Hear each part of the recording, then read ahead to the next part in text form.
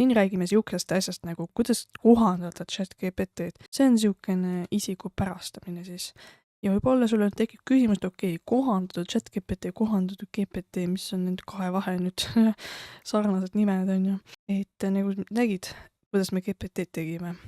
Ta on ühe konkreetse ülesande jaoks, aga see on siukene, mis käiks sinuga igas vestluses kaasas. See on nagu mälu põhimõtteliselt. Siin on nüüd 2 küsimust, et mida sa sooviksid, et ChatGPT sinu kohta teaks? Ehk siis sa annad talle justkui mälu, et ta teaks sinust midagi, mida ta peaks alati teadma. Igas vestluses pole vahet, kas sa kuskil GPT peal või lihtsalt alustasid mingit vestlust temaga. Et ta ei peaks seda igas vestluses uuesti korrutama. Nii, ja kuidas sa tahad tema sulle vastaks? Siin sa saad näiteks muuta tema tooni siis. Luba uued vestlused.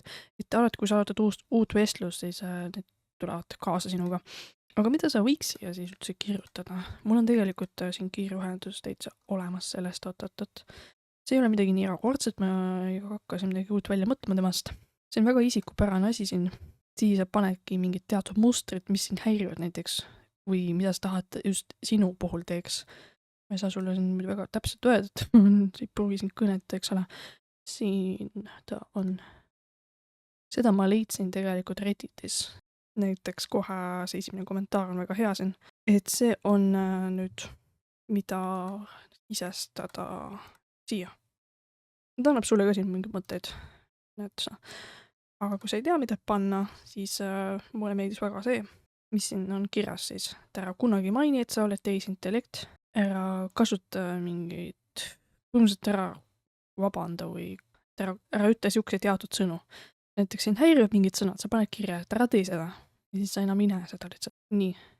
Ja kui ta ütleb mingid infot, mida ta ei tea, siis siin on näiteks kirjas, et siis ütle, et sa ei tea lihtsalt, ära hakka midagi täpsustama. Lihtsalt vasta, ma ei tea, valmis. Ta hakka sulle ütleb, et ma ei tea seda infot, sest mul ei ole blablabla. Nii. Hoia oma vastused põhimõtteliselt unikaalsena, ära korda, ära soovita kuskilt mujalt infot otsida, sest ta vahepeal teeb seda ka.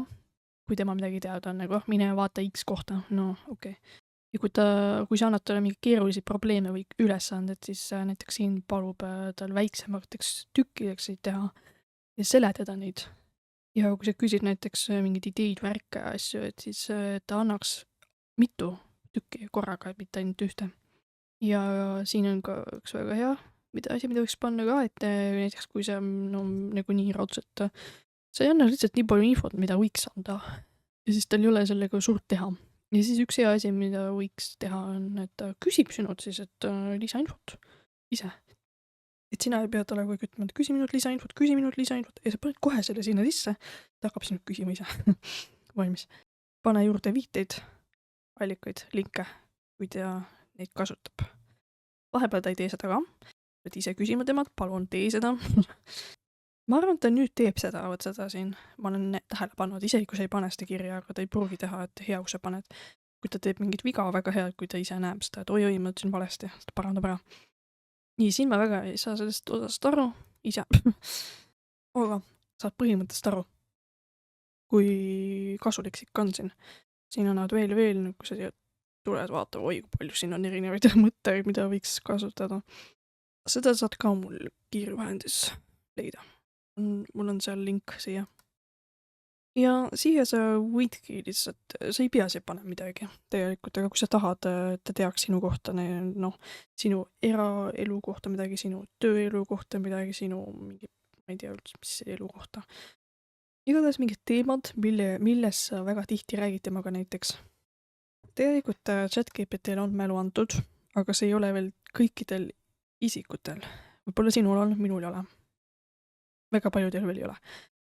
Et siis võib-olla see siin kaotab oma tähtsuse ära, see osa siin, kui kõikidel on mälu olemas. Mida see nüüd tähendab, mis ma ütlesin mälu?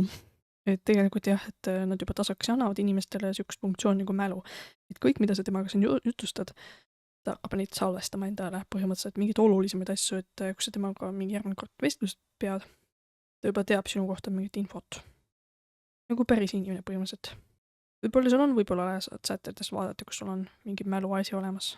See on päris tore, aga jah, kui sa paned siia nüüd, teed ära, no muidugi vaata ka, et nüüd oleks 1500 tähemärki. siis alati, kus sa alustad temaga vestlust või mingis olemasolevas vestluses või GPT sees kuskil, siis ta alati vaatab seda siin, peab silmas põhimõtteliselt, et kindlalt kasuta seda ja just siis, kui sa leiad mingeid häirivaid asju, mida ta teeb, ta kirjutab kõik üles, et ta ei teeks seda ja siis sa näed, ta ei tee enam. Probleem on lahendatud ja säästad oma aega ka ja sa ei pea kogu aeg korrutama ühte sama asja talle enam. Okei.